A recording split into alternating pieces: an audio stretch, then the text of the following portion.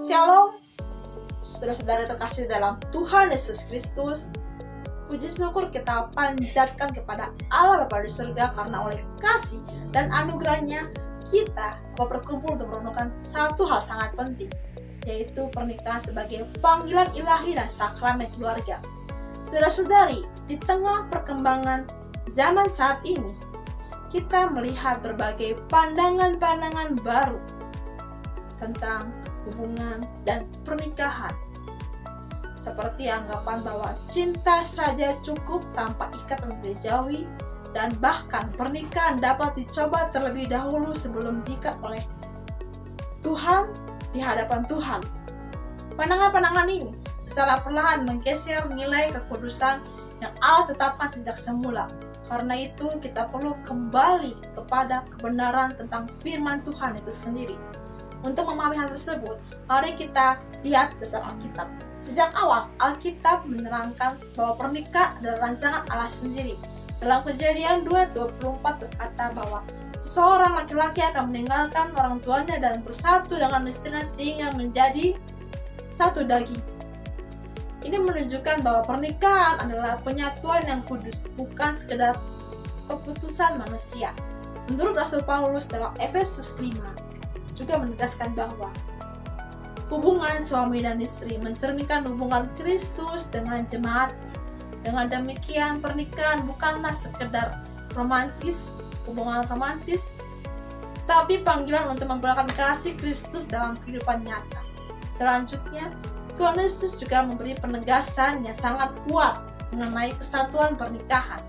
Dalam Matius 19 ayat 6, Yesus berkata, "Demikianlah mereka bukan lagi dua, melainkan satu. Karena itu, apa yang telah dipersatukan Allah tidak boleh dipisahkan oleh manusia." Perkataan ini menggambarkan bahwa pernikahan adalah perjanjian yang tidak boleh dipisahkan oleh siapapun juga. Bahkan dalam Maliaki 2:16 Tuhan berkata, "Sebab aku membenci perceraian." Ini menunjukkan bahwa Tuhan sangat menghargai kesetiaan, pengampunan, dan komitmen dalam pernikahan. Namun, jika kita melihat keadaan pada saat sekarang, kita menemukan banyak tantangan yang membuat nilai pernikahan semakin melemah dan menurun. Berdasarkan survei Barna Group tahun 2022, 1 dari 3 orang Kristen yang sudah menikah mengalami perceraian. Meskipun begitu, menurut penelitian dari BC World menunjukkan bahwa orang yang percaya atau mereka yang percaya dalam kehidupan rohani lebih aktif, mampu mempertahankan pernikahan mereka. Hal ini menunjukkan bahwa hubungan dengan Tuhan memiliki pengaruh besar terhadap ketahanan keluarga Kristen.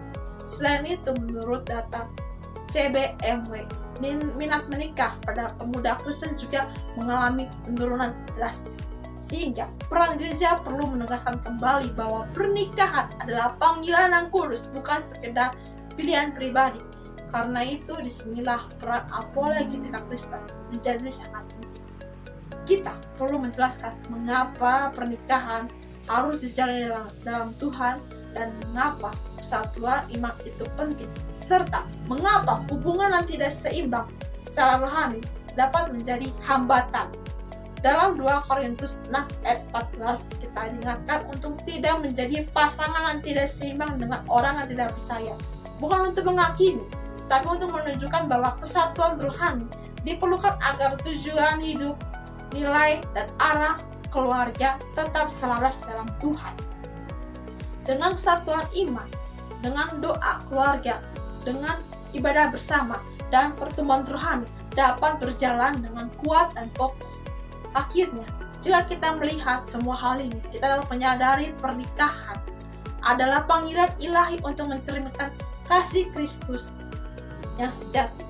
Kasih sejati seperti tertulis dalam 1 Korintus 13 adalah kasih yang menutupi percaya, berharap, dan menanggung segala sesuatu. Rumah tangga Kristen dipanggil menjadi sakramen keluarga, tempat di mana kasih Tuhan dinyatakan melalui kesetiaan dan pengorbanan. Karena itu, marilah kita menjaga pernikahan dengan hormat, dengan kesetiaan, sesuai dengan firman Tuhan. Sebab apa yang telah dipersatukan oleh Allah tidak boleh disediakan oleh manusia. kiranya setiap keluarga Kristen dapat tetap hidup dalam Tuhan dan menjadi terang bagi dunia. Amin.